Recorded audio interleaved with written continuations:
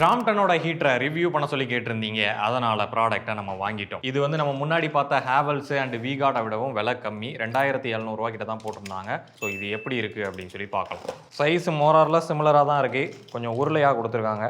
டிசைன்லாம் வந்து பயங்கரமாக போட்டிருக்கு. உள்ளே ஓப்பன் பண்ணி எப்படி இருக்குன்னு சொல்லி பார்ப்போம்.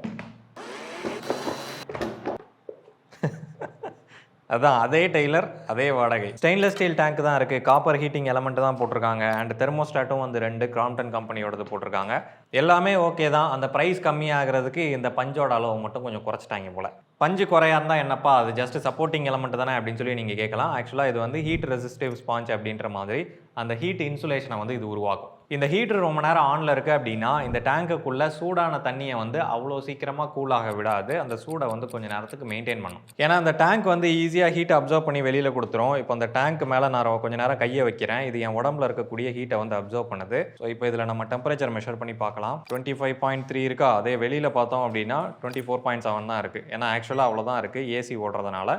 ஸோ அந்த பஞ்சினால் ஹீட்டிங் எஃபிஷியன்சி மட்டும் கம்மியாகும். அந்த ஒரு பாயிண்ட் தான். அண்ட் இதுக்கும் 2 இயர் ப்ராடக்ட் வாரண்ட்டி, 5 இயருக்கான டேங்க் வாரண்ட்டிக்கு வந்து கொடுக்குறாங்க. இண்டிகேஷனை பொறுத்த வரைக்கும் ஓகே தான், நல்ல தெளிவாகவே தெரியுதுன்னு சொல்லலாம். ப்ராடக்டோட லிங்க் வேணும்னு நினச்சிங்கன்னா அங்கனக்குள்ளே எங்கேயாவது போட்டு விட்றேன், பார்த்து வாங்கிக்கோங்க.